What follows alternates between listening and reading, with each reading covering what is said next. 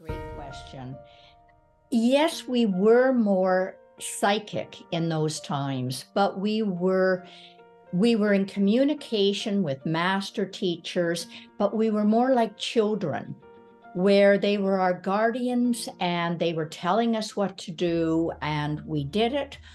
And so we had not developed our free will to the same amount that we have now. And in order to become a conscious creator, we do need to develop this quality of free will, and also to develop the mental aspect, to learn higher aspects of concentration and focus.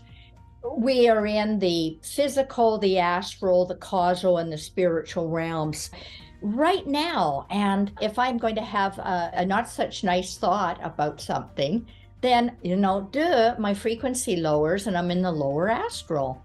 And if I'm going to have like a compassionate, happy thought, then my frequency raises. So that's a really important point, that people realize that it is happening moment to moment.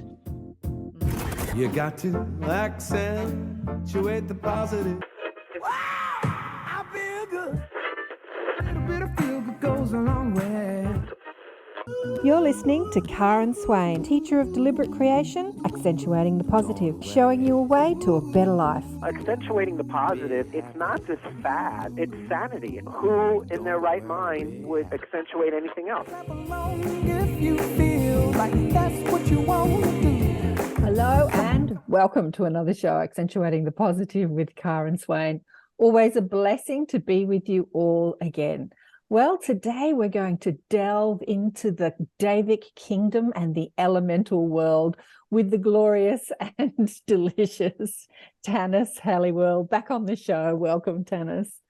Hello, Karen. Boy, I loved your introduction. It makes me sound edible. You are edible, darling. You are amazing. Well, Tanis has been on the show a few times, I think 3 times, so this will be the 4th time.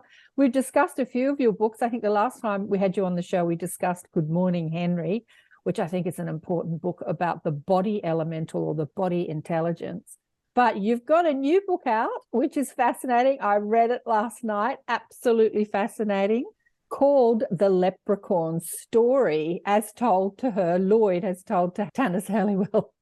I'm not doing really well today. Oh, this will teach you for getting up at 3 o'clock in the morning. I was telling Tanis that I was reading the book last night and I went to bed and fell asleep early. And then they got me up at 3 o'clock in the morning. I didn't realize, I'm wandering around the house thinking, why am I awake at 3 o'clock in the morning? And then around 4, I thought, I think I need to finish the book. So I finished the book. But it's a fascinating book all about the Davic kingdom or the elemental world. Is that how you say it, Tanis?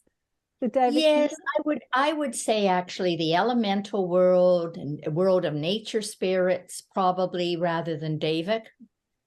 Just my terminology. Yeah. So what does the word Davic mean? The Devas. Well, when I think of the Devas, I think of the oldest ancestors for the nature spirits, for the elementals. I think of the Tuatha De Danann. I think of not just the individual nature spirits that I speak to most often, but the Devas are mountain Devas, forest Devas. They do whole ranges. So they're more a higher range, I'd say, probably more like angels. Yeah. Well, look, I've got a lot of questions because the book, posed a lot of questions as I was reading it that I'd love to discuss with you today. But let me tell people who haven't seen Tanis before on the show a little bit about you. Tanis Helliwell has seen and heard elementals, angels, and master teachers in other dimensions since she was a child. She's the author of many books, an inspirational speaker, presenting at many conferences around the world. Tanis was a faculty member of the Banff Centre of Leadership for over 20 years and has taught and trained in the corporate world and been a consultant in business and universities, medical organizations, and even government. And in 2000, you founded the International Institute of Transformation, which offers programs to assist individuals in becoming conscious creators, working with spiritual laws that govern our world. So the books include Good Morning, Henry, an in-depth journey into the body's intelligence that we talked about last time on the show, Higher Beings of Hawaii, Encounters with Mystical Ancestors, Hybrids, so you think you're human. I love that. Summer with the Leprechauns, a true story. Pilgrimage with the Leprechauns, a true story of a mystical tour of Ireland. Decoding Your Destiny, Keys to Humanity's Spiritual Transformation. Manifest Your Soul's Purpose, which was the book that you showed me before. Do you want to bring it up? Because I put this dandelion behind my head thinking that represented the sort of elemental world. And she said, look what I've just done. I've got a new cover for my book, Manifest Your Soul's Purpose. Isn't that hilarious? With the orange dandelion with the sun behind it. And you've got a book of poems, Embrace Your Love. And they've been translated into like eight languages. Your website is tanishelliwell.com. So let's get into the Leprechaun story as told by Lloyd to Tanis Helliwell. Do you want to tell us how it started? It is in the book, you know, what happened. You were on holiday in Ireland? I was.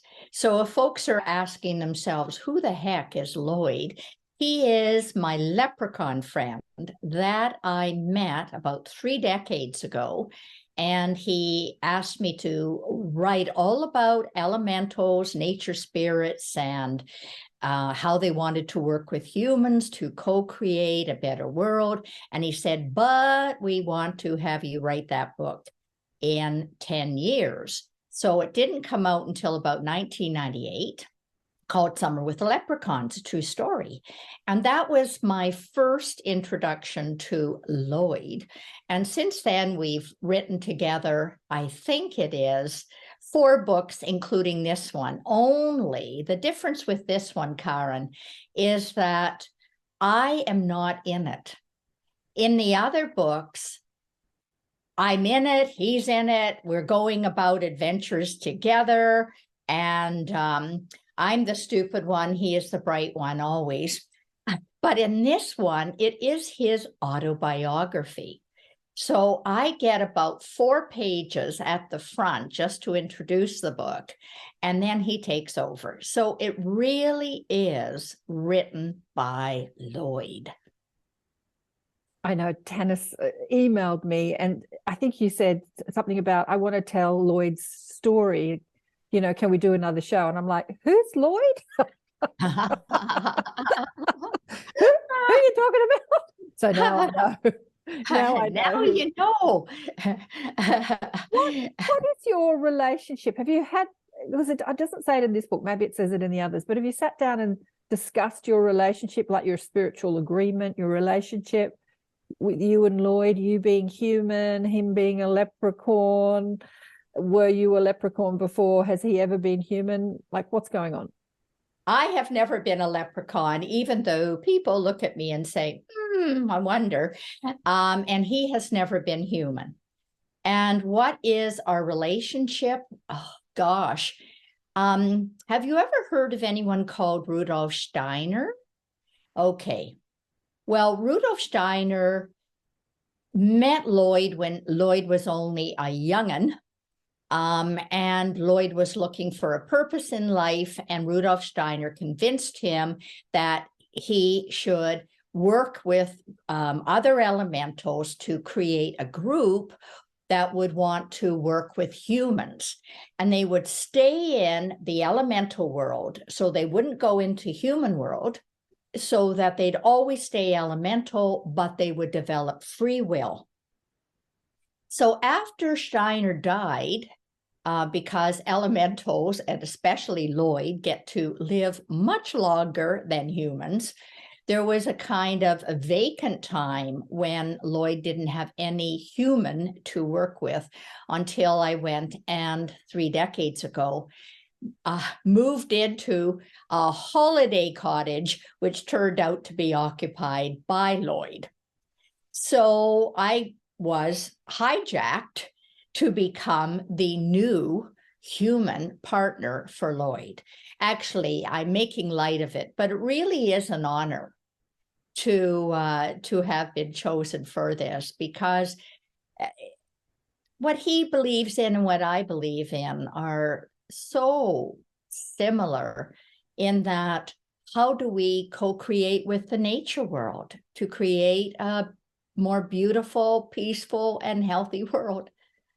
You know, you've touched on some questions that I've got written down about the length of we live as humans and they live in that world, which I want to get into. But let's get into the Davic kingdom, or the elemental world, because in the book it talks about the frequency of that world, and how in the past we used to like see them as physical beings and live with them, cohabitate with these nature spirits and leprechauns and elves and fairies. So I identified a few people that you talk about in the book.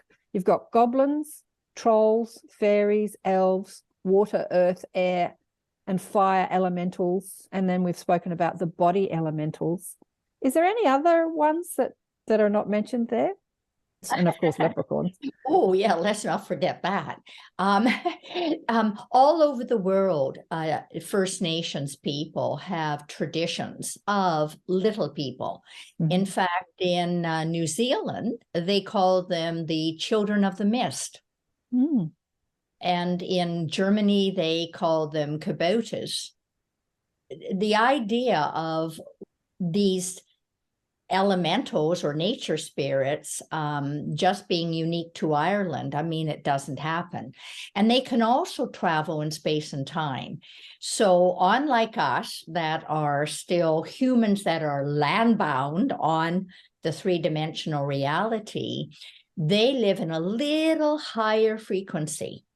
Mm-hmm. And that's where we're going. And we also will be able to travel in space and time. So for example, Lloyd could come like that and visit you, Karen, and it sounds like maybe he did around 3 o'clock in the morning when you woke up and couldn't sleep this morning. It sounds like it. So they're living in a fourth dimension? Is that what's happening? Yes, the astral world.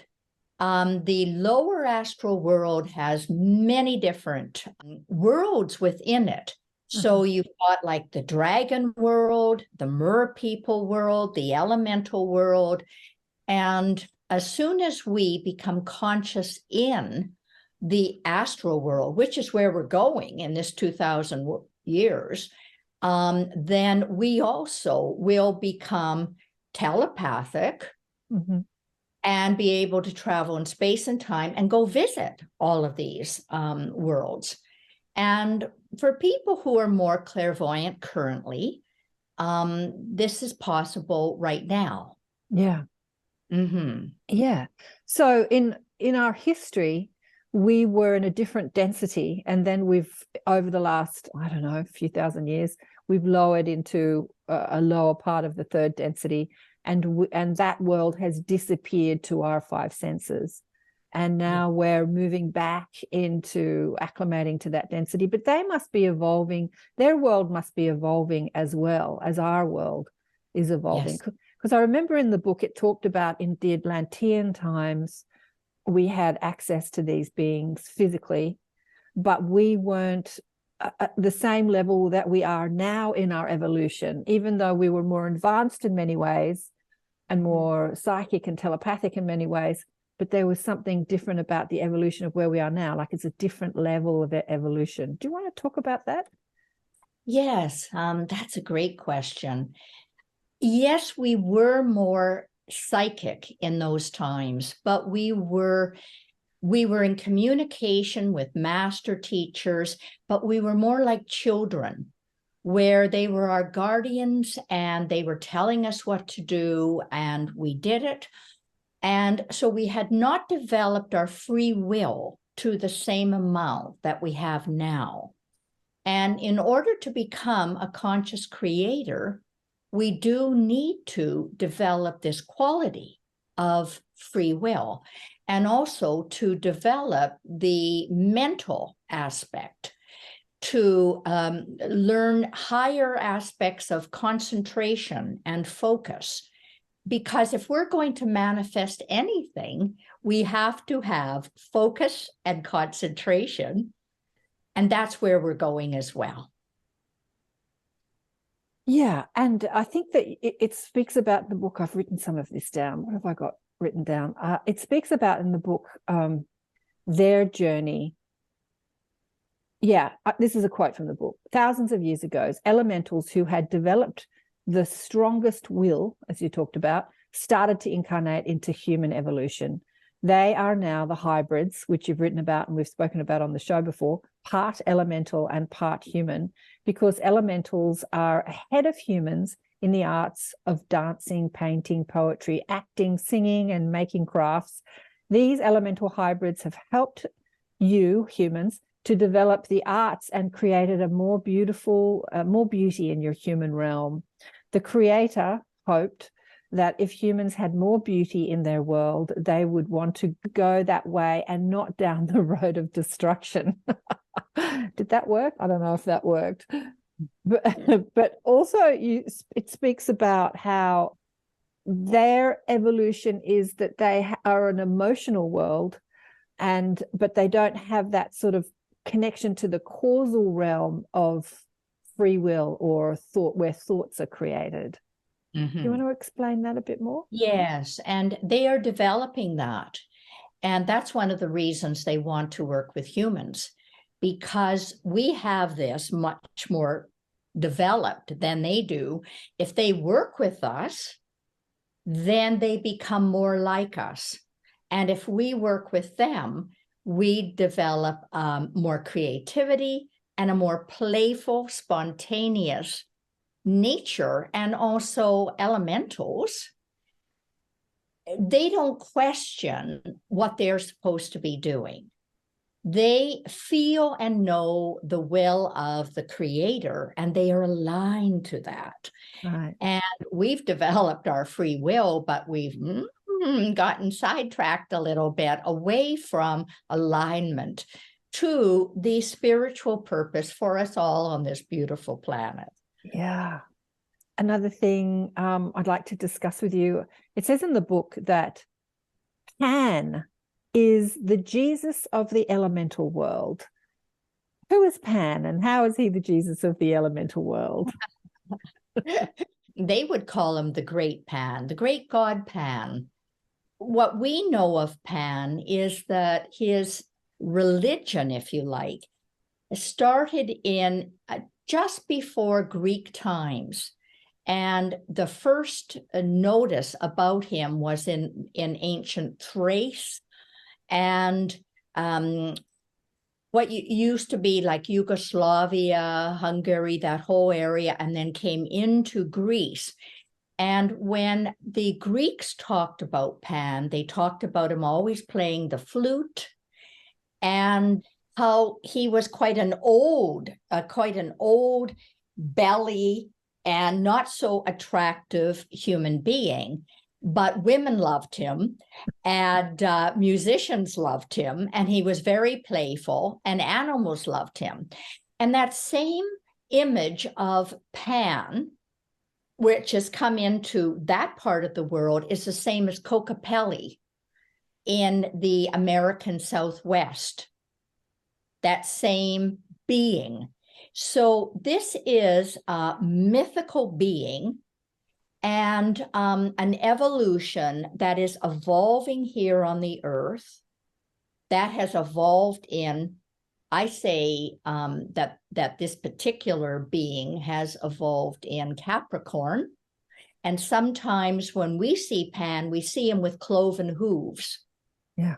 And the Christians wanted to get rid of Pan and cast him as Lucifer, as Satan, with the cloven hooves. And what was that? It was, we've got to get rid of the old nature, spirit, tradition and just make it like this. But actually, he, for the elementals, is the Christ of the elemental world. Well, that's fascinating, especially what you said about the Christians making him like the devil. Because, yeah, I mean, when Christianity really took over, they really demonized all pagan sort of thoughts and beliefs, and which included talking to elementals. And yeah, it's interesting, isn't it? And now it's all coming back thanks to you, Tanis. Well, I think we're all doing our bit. I mean, you're doing your bit by wanting to have me on the show. So I think everyone who loves the earth ultimately comes to love the beings who create the beautiful earth, because they're elementals of earth and air and fire and water and our body elemental. So nothing happens without them. Create and maintain the status quo, the homeostasis of it. So we went into a little bit about time, like how long we live. And it talks, Lloyd talks about in the book, you humans have such short little lives compared to them.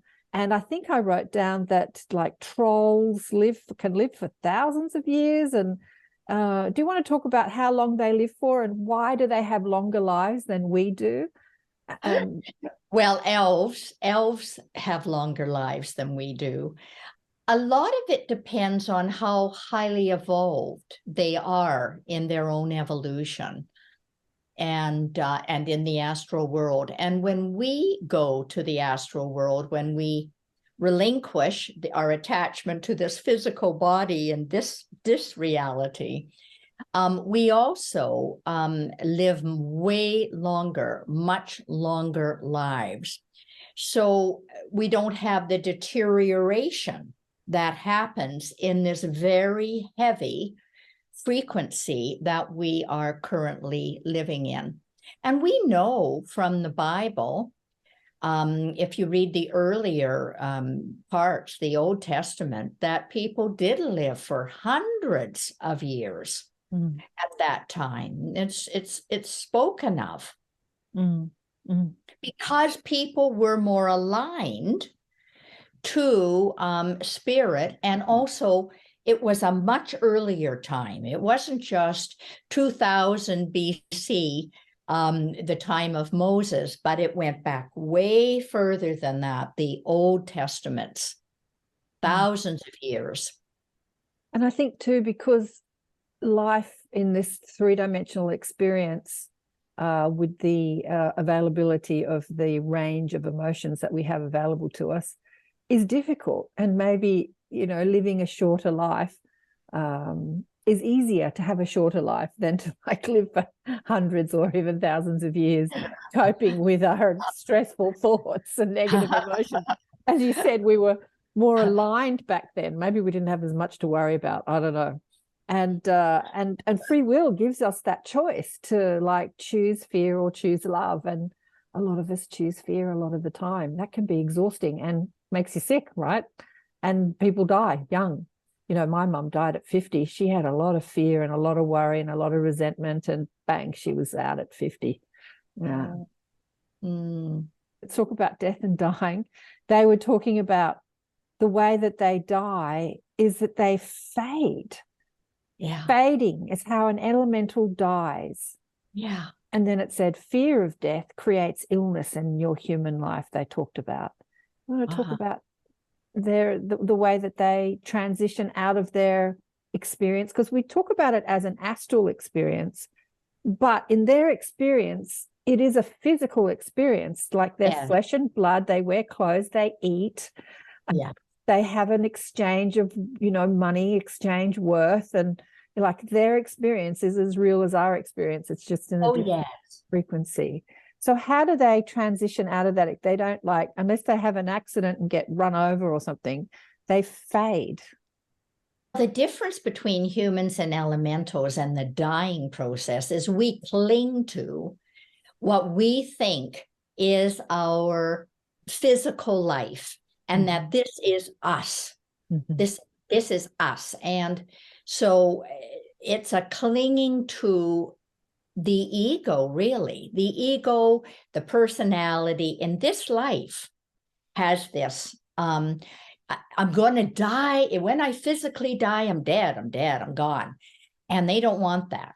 So for the elementals who are aligned to spirit, they know that a rose is a bud, then it's a full bloom, then it is past its best, and then the petals start to fall off. And we come from spring into summer, into fall and winter, and they're aligned to this cycle. And so they don't fear the cycle. They are part of the cycle. It's interesting we'd even be talking about this because I'm creating a program for the fall called Freedom from Fear. And I have a whole unit on the fear of death and dying, because this is our number one fear as humans. Absolutely. When I was chatting to my guides years ago about what I was going to address in this lifetime, like what is the thing that causes the most stress in this world, I think was the question I asked them. It was a while ago. And they said, your concept of death causes the most stress in this world. You humans get so upset about death. And so if you can address that, that fear of death, and the death process, which we've done a lot. I've written a couple of books about it, and we have these conversations a lot. It's so interesting that it's come up in this book where we're talking about leprechauns, a leprechaun story, Lloyd's story, and we're addressing things like death and how they don't fear death because they understand they're eternal. Yeah. Universal laws versus elemental laws. What is the difference between elemental law and universal law, or is it all one thing? Like, what are the laws that govern the elemental world, and how are they different from physical laws, or our physical laws? Every evolution has its own specific talents and gifts and rules. So for elementals, they're more amoral than immoral, but sometimes humans would see them and the way they act as immoral. So, for example, Lloyd, my leprechaun friend, loves to play tricks on other elementals, and his goblin friend, who I talk about in the book, also loves to play tricks. And they kind of have games where they one-up each other about who can come up with the best trick. Now, we look at this and we might say, whoa, this, if I don't know if I want anyone playing a trick on me. And why is it? Well, first of all, we want to be in control. Humans want to be in control all the time. And we have trouble laughing at ourselves. And I love the Irish sense of humor because it's a little black, and so you can laugh when things go wrong. And I think it's because of leprechauns in Ireland that they've given Irish people this sense of humor. And I think we have to lighten up and laugh more at ourselves, at the world, at the situation of the world, rather than always feeling the heaviness and the responsibility about it. Are there leprechauns in other parts of the world? Are they just called a different name? Maybe they're called gnomes, or? Yeah, they would probably be called gnomes or kaboutas or something like that. Yeah. Just in Ireland, they have that sort of Irish flavor with the hat and the belts and so on. Their clothes. And what exactly is a goblin? Like, what's a goblin? Well, Mick Jagger is a good example of a human hybrid goblin. Mick Jagger, really? Why Mick Jagger? What is it about him that is goblinish? Well, they're a different kind of elemental. They usually are slender. In the elemental world, they maybe have longer arms, and slender feet. They are incredible gymnasts. You would find goblins being circus performers and being clowns. I'm trying to think of the Hollywood actor Jim Carrey. Jim Carrey, and how he can contort his face into all these different positions. And he evidently, I watched a documentary on him, and when he does a part, he has a hard time separating himself. Ah, interesting. And and he stays in character for the entire movie when he's not even on screen. Yeah. And this is the goblin cat is the best mimic of the elemental world. And they like to make fun of you. I have a goblin friend who has been a long-time student of mine, and he does Tanis better than Tanis does Tanis. and whenever I see him, I say, hey, could you do Tanis? And then he shows me what I have to work on next in my own evolution. He shows me my stuck place. Isn't that wonderful? But not everybody wants to see their stuck place. No, not everybody wants to see their stuck place. They definitely don't. And yet it's shown to us all, 365 degrees of mirrors. Our stuck places in our face all the time. And that's what we're resisting or pushing against or arguing at, our stuck place. So goblins, leprechauns, fairies, elves, elementals, they're just different species of creatures that live in another realm. Do they have any specific purpose? They have attributes, as you said. There's mischievousness, mimics, sense of humor. I guess it's like asking if humans have a purpose. I'm trying to wrap my head around my own question. Do they have a purpose? Yeah, sure. Their purpose is to manifest the gift of their particular race. Mm-hmm.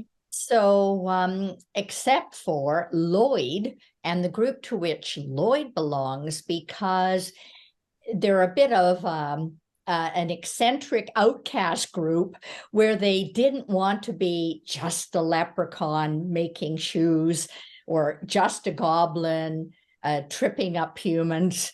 They were interested in banding together to work with humans as a group.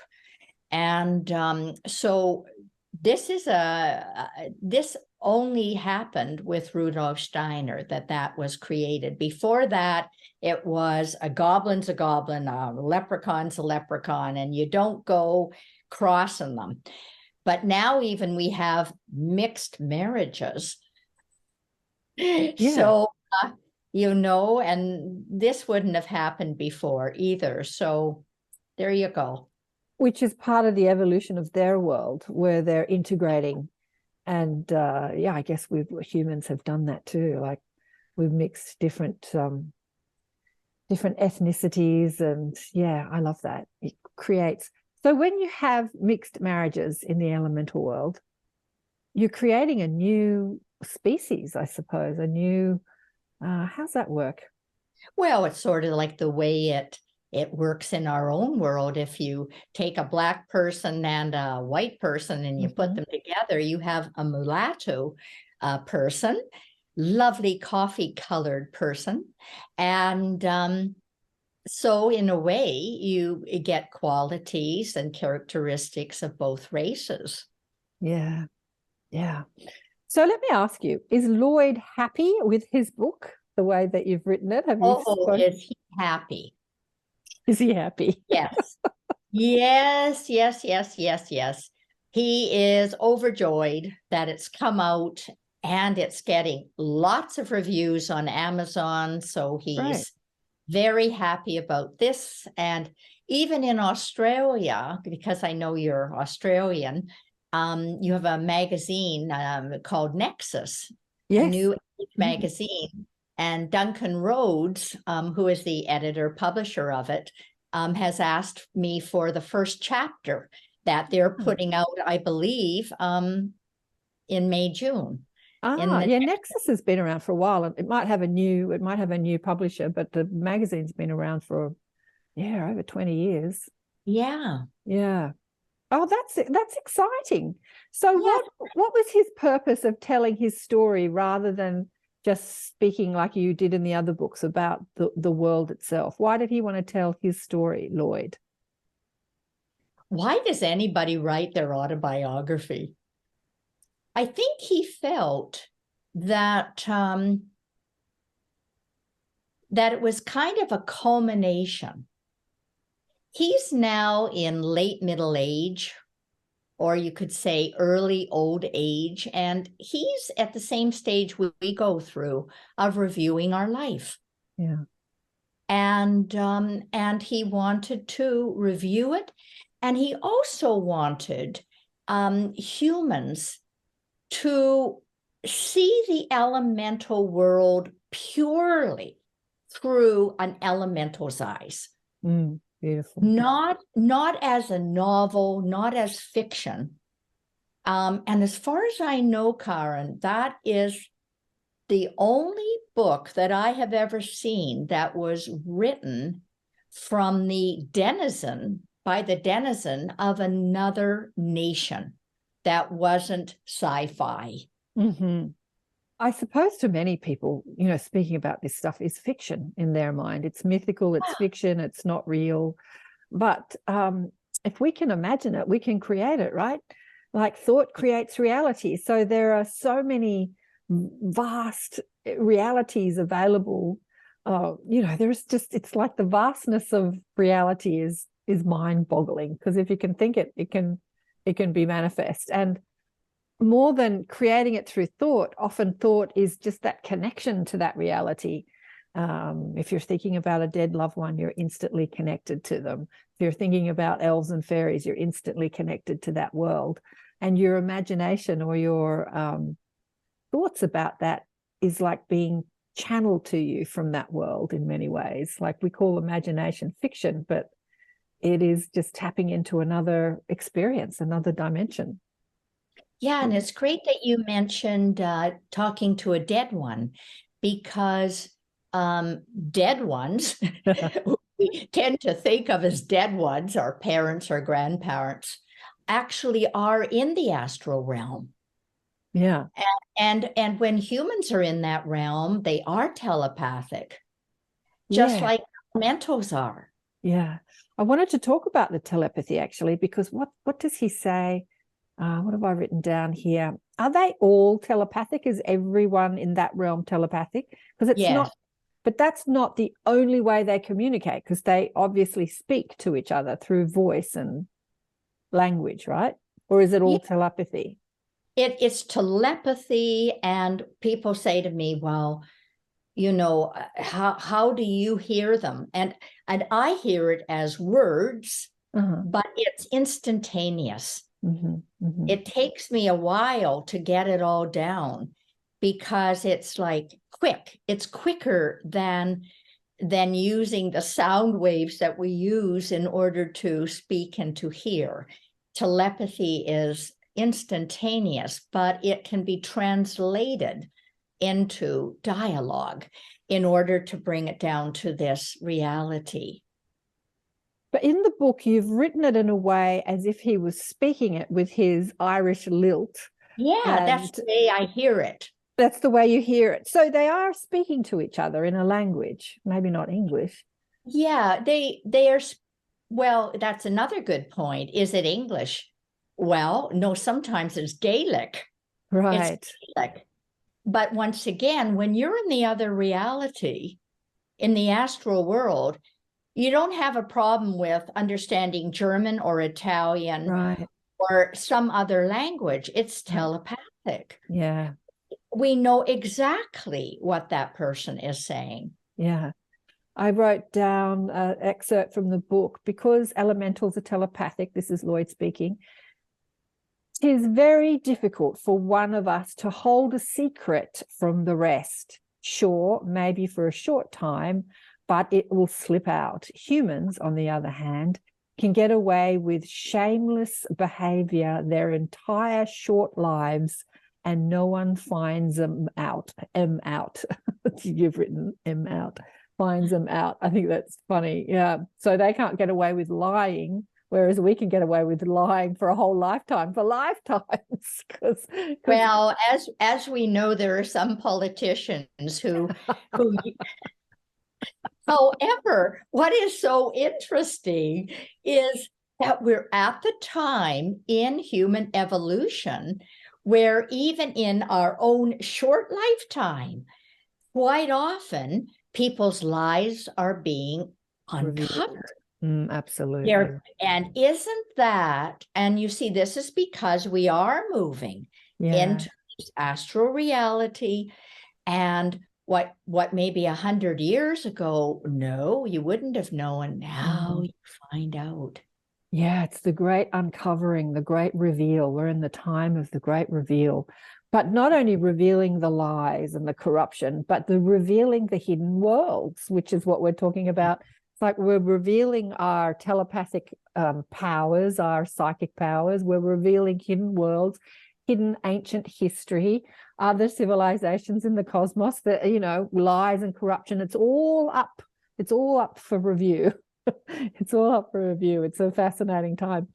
So I'm going to read an excerpt from the book about their world, about their astral world and sleeping and death. It says, when you sleep, you go to an astral world, the same place where you go to after death.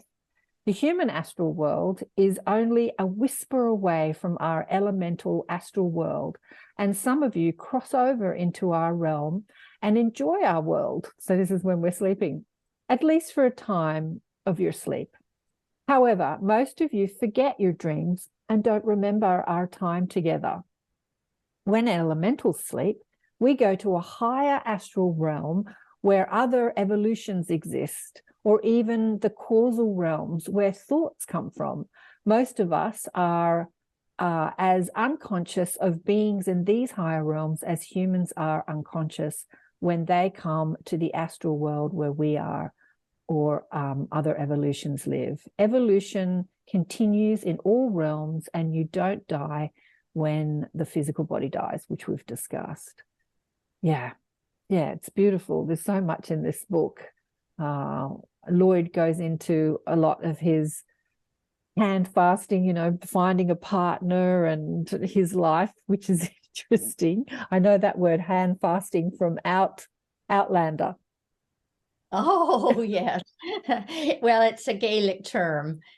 Do you want to explain to people what it means for people that don't know what hand fasting is? Oh, well, hand fasting is our equivalent of marriage. Yeah. I think in the series Outlander, you hand fast before you get married. So it's like being engaged, like you make a promise to somebody, you're hand fasted. But in the book, it's hand fasting is, the equivalent of marriage. Yeah. Is there anything else you'd like to share about the book, Tanis? I think, it's just what I love about it is it's a wonderful balance of humor and humorous story and meeting all these characters. So it reads like a novel, entertainment, and yet Lloyd is able, amidst the humor and the story and the characters, to teach us. And I think that that's beautiful, rather than writing down a lecture. This is Lloyd's lecture to humans, and I love that balance. Would you agree? Yeah, absolutely. I've always said that the best way of teaching is to teach through stories, which is what I do on the show. I tell people stories, or they tell their stories, and I quiz them. But yeah, because as our human mind has, or mind does anyway, has a way of remembering a story Whereas often, I remember I read Wayne Dyer's books, many of them. And it wasn't until I read the story of how he forgave his father, how he searched for his father, and he didn't know his father, and he searched for him as a younger man. And I mean, that story, I remember that verbatim. Could I remember anything else in his books? Because there were a lot of do this, don't do that. It was a lot of instruction. Could I remember any of it? No. Could I remember the story of him finding his father and forgiving his father? Yes, every word. Yeah. And the lesson in that. And how he said once he let go of that resentment that he'd held for 30 years, hating a man he never knew, then his whole life transformed, and he started writing and channeling, and then he became this amazing writer and then eventually a spiritual teacher. So yeah, do I remember that? Absolutely. So it's the stories that, when we wrap wisdom into a story, that's the way our human minds I think can remember. Yeah, I agree. And I think it takes you up into this emotional body, into this astral. Whereas when we're getting lectured at, we're just having to stop at the head. And Right. it's so often disconnected. My nonfiction books, of which this is one of them, Manifest Your Soul's Purpose. My nonfiction books, what I try to do is write stories within it, people's experiences or my experiences. So it's funny. It's sort of like when it's one of Lloyd's books, one of his 4 books, it's like it's a story, but it has lessons. And then when I write these nonfiction books, it's like, well, I'm writing a nonfiction book, but it's got stories, So I like this combination of linking the head and the heart for how do we live down here? Yeah, exactly. Yeah. Well, it's a beautiful book. I really enjoyed reading it. The Irish Lilt was fun. Because the way I read books is I actually get my computer to read it to me, because I'm a much better listener than I am reader. So my computer voice had the Irish lilt, which was really interesting. And how do you do that, Karen? Because I don't know. What do you do it on Kindle and then it talks to you? How do you do that? Well, that's another way of doing it. But no, I mean, all Apple Macs have a text-to-speech program. I mean, AI is exploding at the moment. And there are many programs that do text-to-speech. I mean, originally when they came out, their voices were very robotic. But to me, it just sounds sort of like a almost human voice. Yeah. And I'm not sure about Lloyd wanting a female voice. I know. I mean, he's a guy. Look at this. He's definitely a guy. Actually, that's something in the book that he speaks about. He speaks about the folklore of leprechauns have been basically seen as men, like the women have not had a big voice or even been depicted through our folklore. Why is that? Because they seem to be quieter. Why are the women leprechauns quieter? I think it is more of a traditional society. And women 100 years ago in Western society used to take a back seat, and it would be the men who were having the meetings, the men who were writing the books, the men who were expressing ideas. And so as you know, in the book, there's a whole chapter called The Lass's Tale, and it's all about how she's become emancipated. And how she's helping other leprechaun lasses in the village become emancipated too. So it's a little bit back from where we are currently, but it's catching up. Yeah, it's catching up. They're evolving like we're evolving. Yep, we're all going there. We're all evolving. So what do you see the future for humans and the Davic realm or the elemental realm? How do you see us dovetailing and communicating in the future? Like when I say future, well, you can go as far out as you like. You can go 10 years, 20 years, 50 years, 100 years. What do you see happening? Oh, we're going to be co-creators together. And we're all going to be in the astral world, so there will be no problem as well to this happening, because we're going to be in the same realm, conscious astral realm. Would you call the astral realm the fourth or the fifth dimension? Yes. Yeah, the lower astral I would call the fourth, and perhaps the higher astral, which is where all the angels are, and master teachers who are trying to get through to us, then those would be more the higher astral realm. And currently humans have to go through the lower before they get to the higher.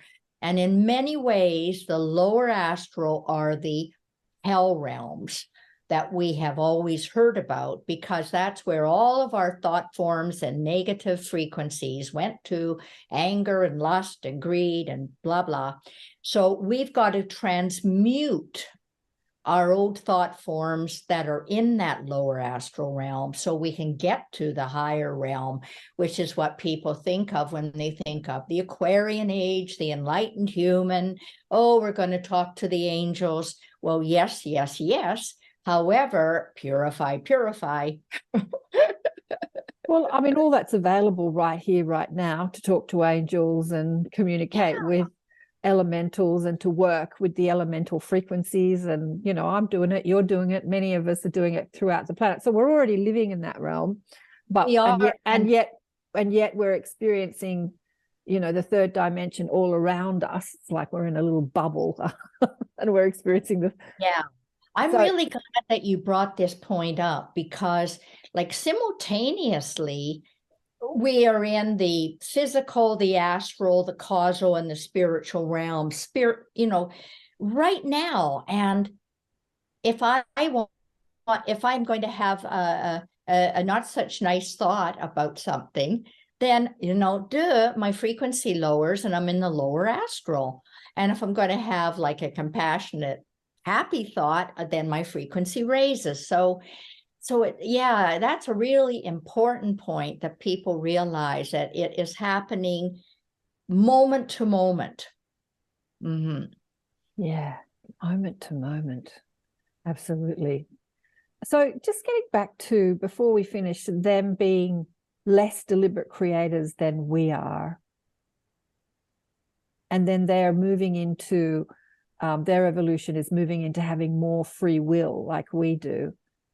How is that going to work? Because it is that free will that we've experienced as humans that has created all the density and trauma, because we have the ability to choose the service to self as opposed to the service to other timeline or experience, you know, the selfish experience.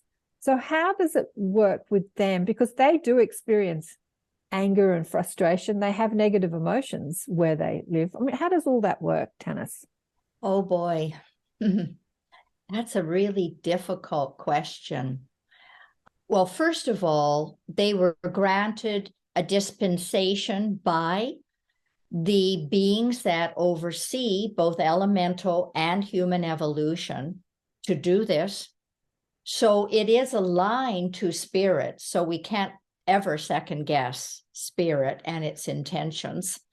So this must be a good thing as far as spirit is concerned.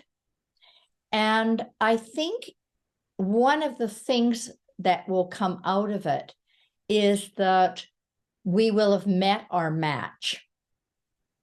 Humans tend to be, I'm the big one here, right? And if they have free will, we won't be lording it over them, and they will be equal partners. I remember chatting with Garnet Schulhauser, and he was meeting some mythical creatures with his spirit guide, Albert, part of his mission on Earth to reveal many dimensions and truths through his books. And he was speaking to, I can't remember, it might have been a leprechaun, it might have been a fairy, but some aspect of the elemental world. And they were saying, as we've discussed, that we used to commune and live together as physical beings. And then when humans became too violent they didn't want to be a part of our world, and so they faded away. Like they I guess we decreased in our density when we became more violent and selfish, but they didn't want to be in that same world, although we do live in the same space, but we're separate, together but separate. It's interesting, isn't it? Because they live on this world, right? And yet we can't, for the most part, see them. We can't see all the dead people around us. We can't see all the angels, right? Yeah. Yeah. As Hamlet said, there's more things in heaven and earth than are dreamt of in your philosophy. Yeah. I guess we can't see the radio waves and the microwaves and the computer waves and we can't see all of that either, and yet we're marinating in it, swimming in it. You and I are having this conversation because we're connected through this energy that's like simultaneously, like you're in Canada and I'm in Australia, and we're talking in now time. It's amazing, really, isn't it, how this works? Yeah, it is. And we're in transition and we need the technology currently. However, it is transition. So in their realm, obviously, they don't have any sort of electronic technology. Do they have electric lights? I mean, for their houses? I've never asked them that actual question, so I can't say definitively the answer to it. But I'm imagining that given they can change their clothes and create a house and just thinking about what they want, that they probably have a lighting situation in control. Right. But I've never asked them. And I've never seen technology. Yeah. Fascinating. Interesting. Well, there's so much to think about. And reading this book, just poses more questions, really. I think it did for me anyway, as to the reality of these other experiences that we can tap into.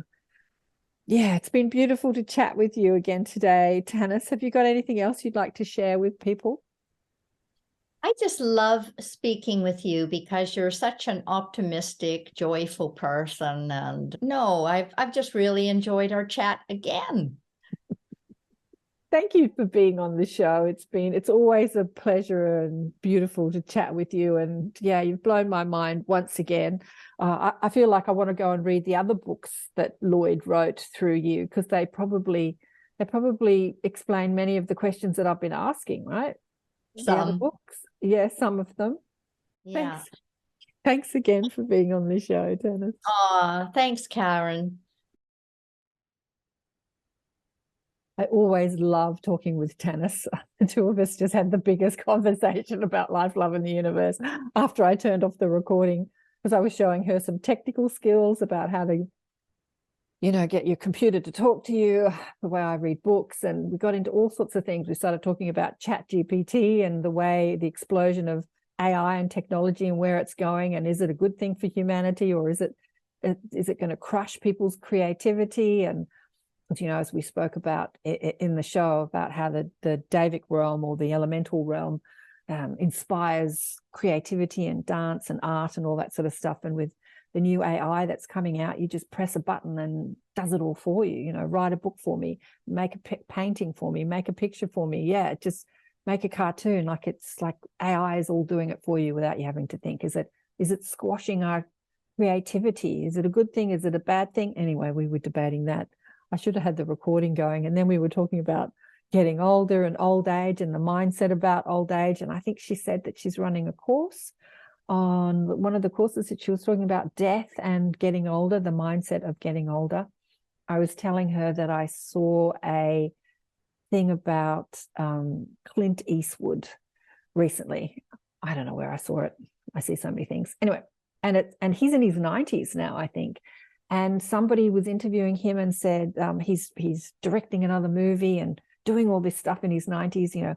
How do you keep so active and on the ball and doing all this stuff in your 90s? And he said, when I wake up in the morning, I don't let the old man in. And I thought, I love that.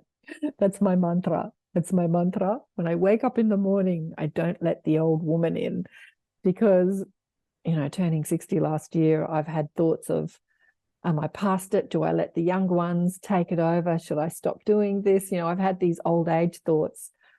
And then Tanis and I were talking about, because as we spoke about in the show, how the elementals live for sometimes hundreds of years. So if you live for 100 or 200 or 300 years, then at 50 and 60, you're an adolescent. You're not even a teenager. Think about that. And as humanity is evolving, we're getting healthier, we're living longer. So yes, centenarians will be the norm and not the not the unusual soon to come. And we will live into our hundreds, and we are getting younger. I think we are getting younger. I was looking at a man online, which I forgot to discuss with Tanis actually. He was a guy called Dr. George King, I think was his name. And he was a yoga expert, and he died in the 90s, in 1997. And I was watching him this morning before I came online, and there was a video of him. He was English, and he was on the BBC. And it was, when was it? In the 70s, or anyway, it was black and white. And they had their fabulous, very, very upper class English accent.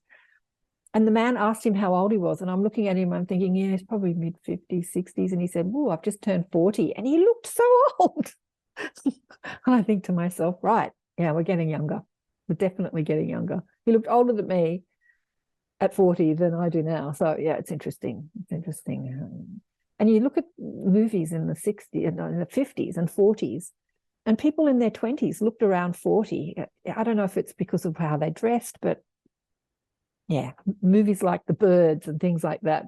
You see those actors in the movies in their suits, and yeah, we're definitely getting younger. Times are changing. Anyway, I'm raving on. I loved that conversation with Tanis.